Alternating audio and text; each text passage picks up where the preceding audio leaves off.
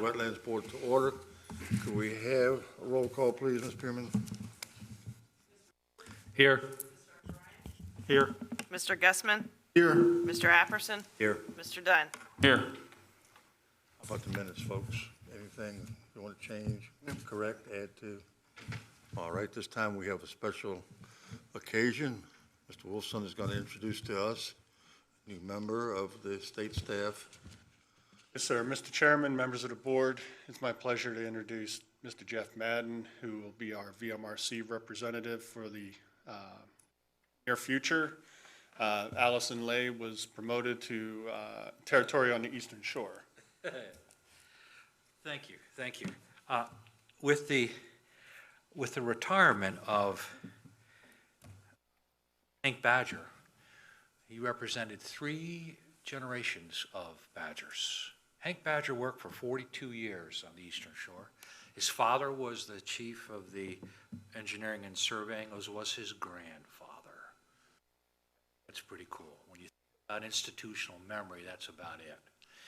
Now, he retired, and Allison, who lives in Norfolk, sort of shifted her work to the Eastern Shore. She'll continue with, I believe, Norfolk and possibly Hampton, I believe. Now, for me, you've seen me a couple of times here filling in. I've been with the Marine Resources for over a quarter century, so I bring a little bit of experience. And my primary territory until very recently was the Potomac River. From Northumberland County all the way up to, and I jump over and into Stafford. So I come with more than a little bit of experience. I have a master's degree in marine biology from Old Dominion University, and I'm Yankee come here carpetbagger trash from upstate New York. I'm very proud of it. I'm not a Yankee fan. So anyway, with that, one of the reasons I wanted to come here was not to interfere with anything that's going on today, as I rarely will. My concern here is to answer any questions that you might have about the recently voted Senate Bill 776, which will change the way we do business pretty dramatically from here on in. So I will stand by, as I always will, with any questions that you might have. If you're taking notes, you can contact me on my cell phone whenever it's convenient at area code 757-504-7194. So I'm available for you whenever you'd like. I'm more than happy to go with you on field visits, site visits. I only live in Newport News, so that's not a big deal for me. I live right near C&U. As long as we don't have a quorum, I can go out with any group of members. So with that, I will sit down unless needed. Thank you very much, gentlemen. Thank you, sir. Good to meet you. Thank you very much. At this time, protocol requires that I read for you our reason for existence here. The responsibility of this board is to carry out locally the Commonwealth policy to preserve the wetlands and to accommodate economic activity as to prevent their depletion.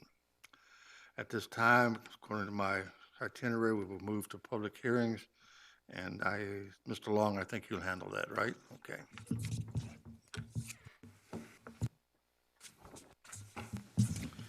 Good afternoon, Mr. Chair, members of the board. Trevor Long, James City County Watershed Planner, here to present WJPA 19-0021.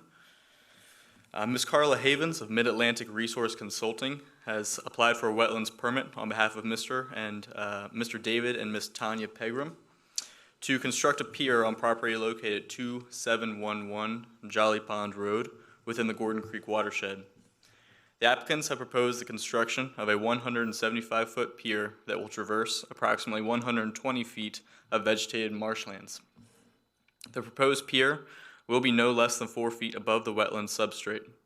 The applicants have also proposed to seed and mulch any denuded or sparsely vegetated areas that result from pier construction. The scope of this work occurs nearly entirely within vegetated wetlands. Therefore, an application for a permit was submitted through the Virginia Marine Resource Commission and processed by the local Wetlands Board.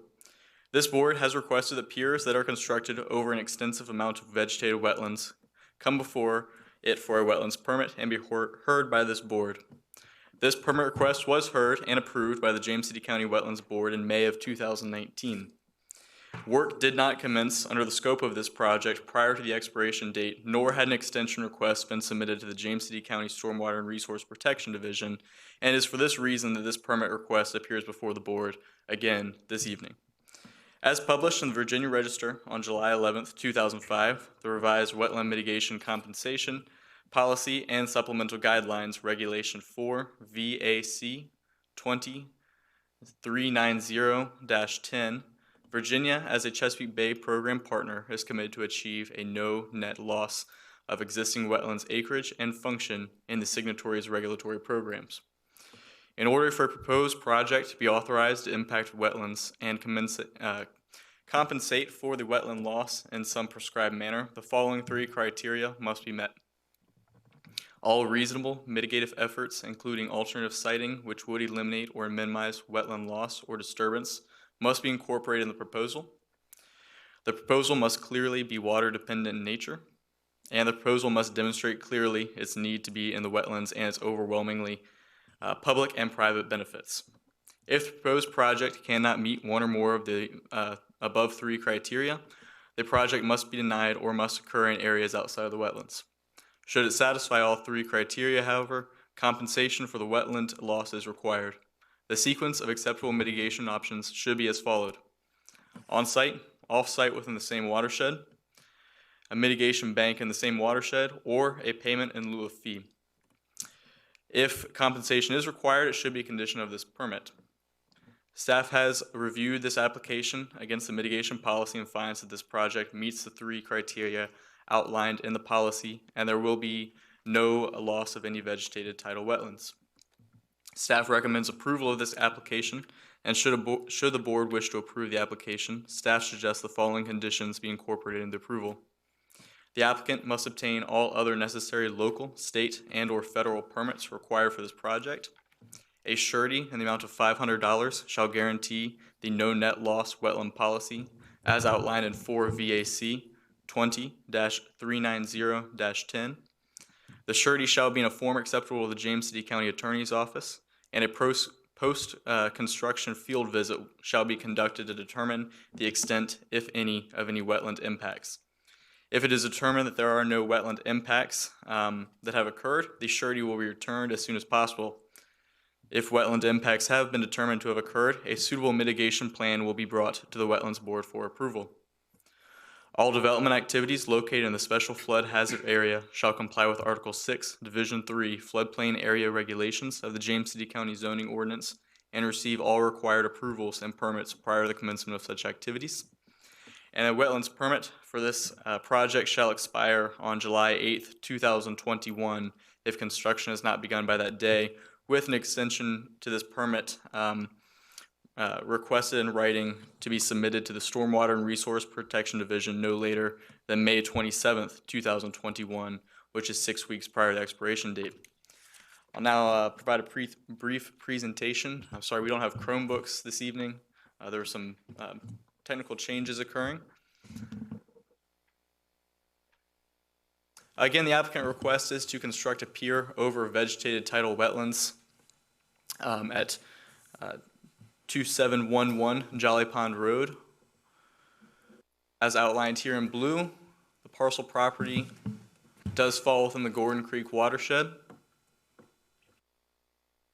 Aerial photograph of the property and the project location. The vegetated wetlands in question being located here. Topography of the site, there's a finger that sticks out here and a knoll that slopes off down towards the water from the uplands. The floodplain as it affects this property, outlined in blue. And the site plan as it has been submitted to this division. Vegetated wetlands outlined here in green, and the pier outlined in yellow as it traverses the 120 feet of vegetated wetlands.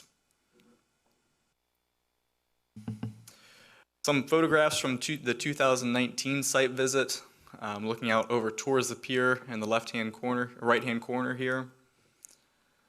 back towards the pier.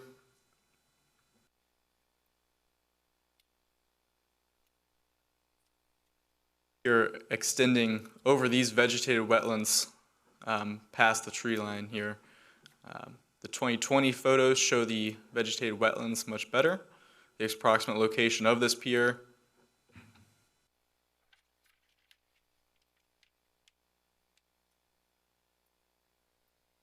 Again, staff does recommend approval of this, this permit request, given that all other necessary local, federal, state, and local permits are required for this project. That a surety in the amount of $500 to guarantee the no net loss of wetland policy, which will be returned if there is no vegetated impacts determined, and a mitigation plan brought to this board if there will be. And that all development activities located in the special flood hazard area shall comply with Article 6, Division 3 floodplain area regulations.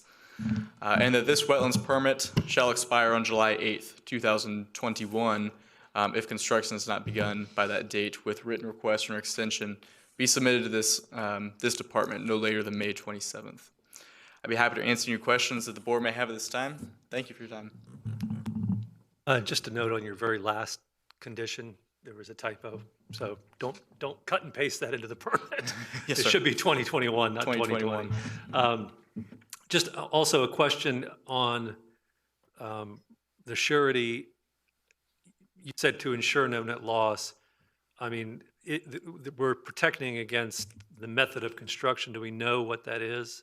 Are they going to walk it out on top of the piles, or are they going to have something adjacent to the pier in wetlands? It's my understanding they'll walk it out across with the piles.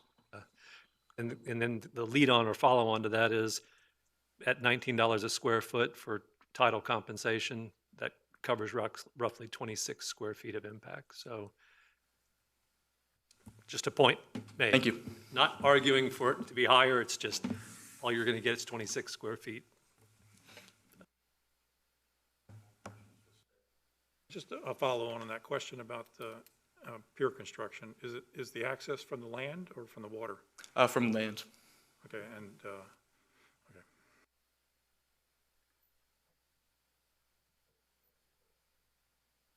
Questions? Sir. Thank you. I'd like to open the public hearing for this case. Is anyone here?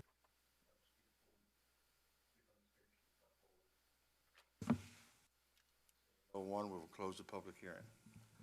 Your pleasures, discussion? Mr. Chairman, I think this is a fairly straightforward. We've done these before.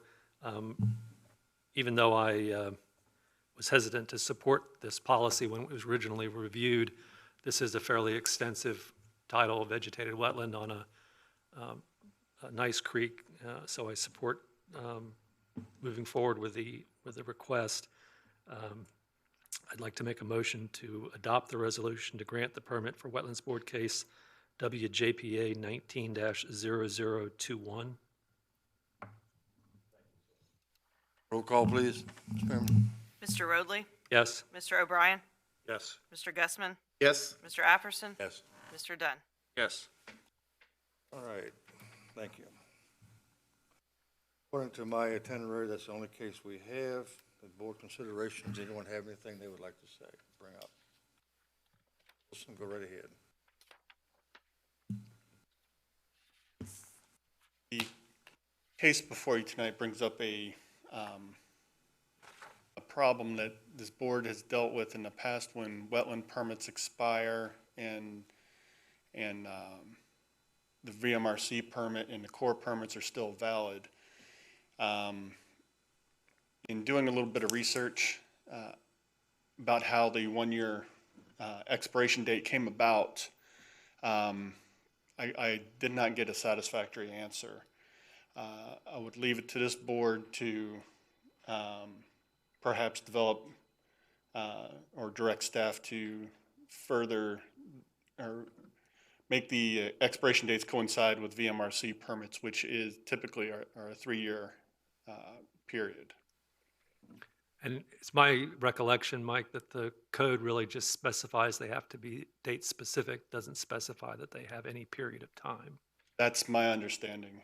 And there's nothing in the county ordinance either. Yes, sir. That way the permits expire at the same time. That required discussion on it, or? I can bring it to the next meeting for a formal vote, should the board wish to do that. Yes, I can request that without the board voting on it, but I think it would be good for everybody. Thank you. Anything else? Then we'll take a Move. adjourn. Thank you.